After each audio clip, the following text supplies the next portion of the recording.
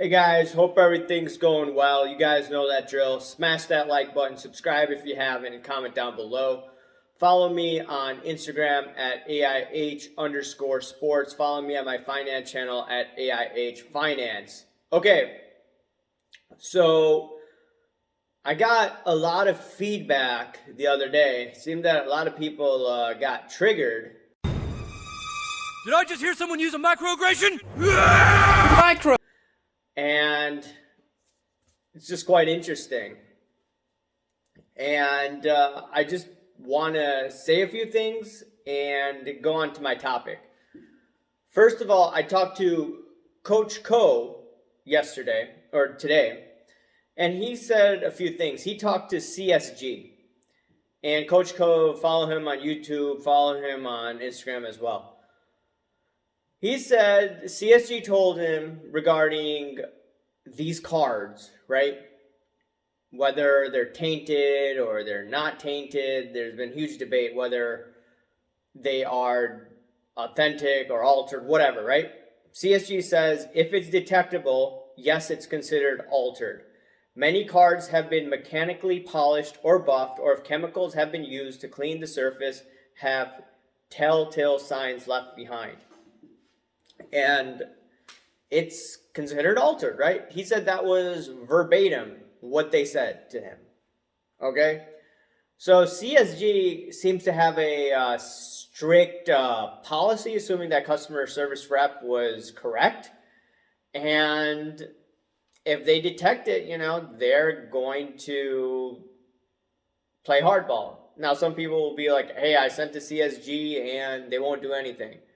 Okay. But suppose the Herbert sale was done with CSG, guess what?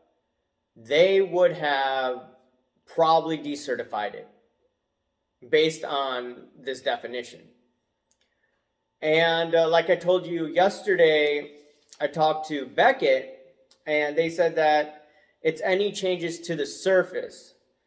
It's possible that they may decertify it, and once again, they always mention the change of the surface.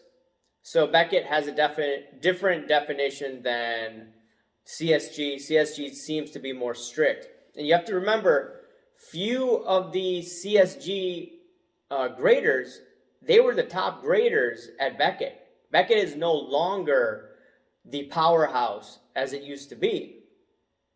It doesn't have Dr. Beckett anymore. It doesn't have that strong leadership unless the new CEO is going to be a great leader. But a lot of people, like I said, they got really testy last night.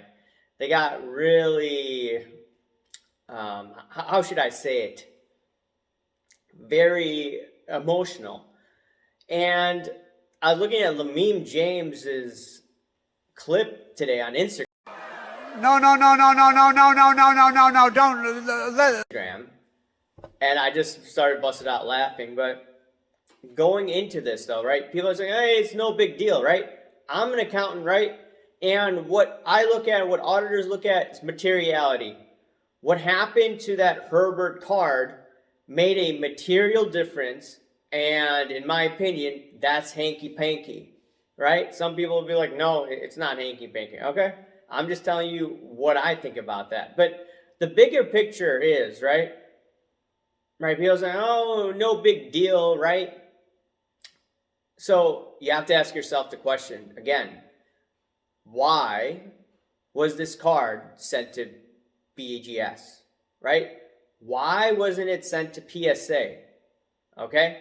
This is the $1 million question, right? Because guess what? If you're a speculator, you want the biggest bang for the buck. Who has the biggest bang for the buck? PSA, right? Even if that came out of PSA 8, people would still value that card. And I believe at a higher value. Obviously, a PSA 9 would be ideal. But if no changes were made, that would probably have been a BGS 8. Okay? So, why once again, was that card sent to BGS? Okay? I had a conversation, like I said yesterday, and this dude says, why the F would anyone send it to BGS if they're basically speculating? He makes a good point. I mean, just because you pay a cheaper grading fee doesn't mean you get the best resale value in the secondary market. So I just started doing some digging, right? Over the past, year or so. And this is in the past few years, this is really interesting, right? A lot of the top sales are not in a PSA holder. You have to ask yourself, why is that the case, right? PSA has the highest resale value on the secondary market. Okay, the Mickey Mantle 52 tops SGC 9.5 sold at 12.6 million. Okay, most the card has ever sold, as I've discussed before. Honus Wagner T206 SGC 2 sold for 7.25 million. Honus Wagner T206 SGC 3 6.6 million. The 7.25 million was, I think, just recently with Ken Golden. Tied for fourth, Mickey Mantle, 1952 tops. Okay, so this is in a PSA holder. $5.2 million. I believe that was last year. LeBron James, 2003-2004 rookie patch auto, sold for $5.2 million. That was in a BGS holder, right? There's Luka Doncic, 1/1 Logo Man auto, $4.6 million. Okay, that wasn't graded. Patrick Mahomes. This is a private sale, by the way. And same thing with Luka Doncic. It was a private sale, from what I'm gathering at Darren Ravel's information. And before I go on, there was this one sale I read last year of a Logo Man Steph Curry. It was allegedly over $6 million. I don't see it on Ravel's list. I don't see it on Wikipedia or any of the other websites as well. So did that sale actually occur? Right? That's what I'm thinking out loud. Maybe it wasn't paid for. I don't know. But it's not on Ravel's list, okay?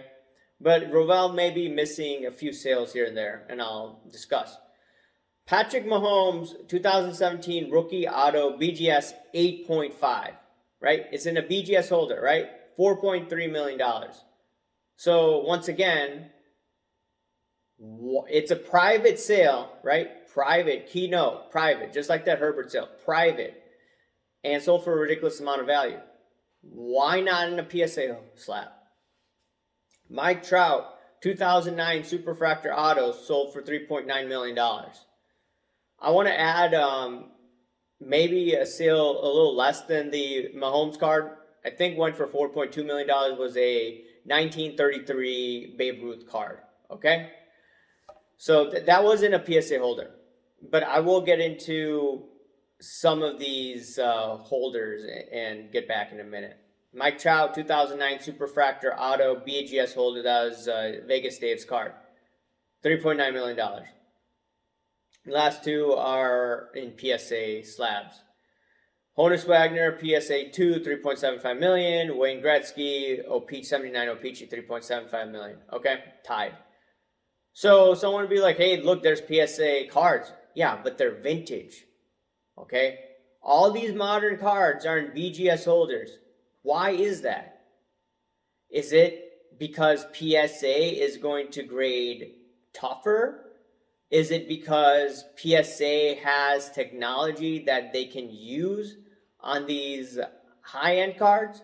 That's what I was told, that they have the technology to use it. But then the counter argument that I got was that, hey, look, people are sending, that Kurt guy sent cards, I believe, or allegedly sent cards to PSA, and they graded it, and they didn't see anything wrong with it. That's what someone told me. I haven't verified that. So someone can, let me know about that. But there have been people saying that, hey, on my IG saying that, hey, I basically cleaned up the card, sent the PSA, nothing happened. Okay.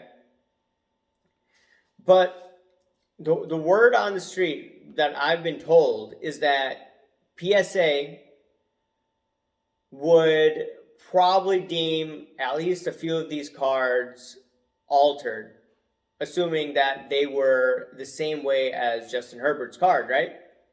Not only that, suppose word gets out that, you have a guy like Kurt. He was bragging on his IG. He hasn't taken the post down. He was bragging that he let me rephrase it. He was bragging that he helped basically in the sale of that card by helping remove it, or remove the stain, whatever it was. That occurred, okay? And that is huge, right? If that information were out there, PSA would have probably decertified the card. So what happened, I think a month ago, you had the Trevor Lawrence card, and in this Trevor Lawrence card, you had, what is it called? You had the Backyard Bros saying that, hey, you could clean it up and then send it to PSA. PSA decertified it from what I understand, or they didn't grade it, okay, from my memory. So PSA would have a strict policy because on social media, they were going to be blasted, but they acted, right? As much as I criticize PSA, they did the right thing there. Now, BGS, I mean, there isn't too much confidence from what I've gotten from some high-end speculators. I mean, I had some of them on my podcast, live stream. Miles from LFC Gooner on Instagram. You had Shaveway Vlogs. They both don't have confidence in BGS. And yeah, there's new ownership, but what have they done? They bought a VHS company. That's what Shay said, right?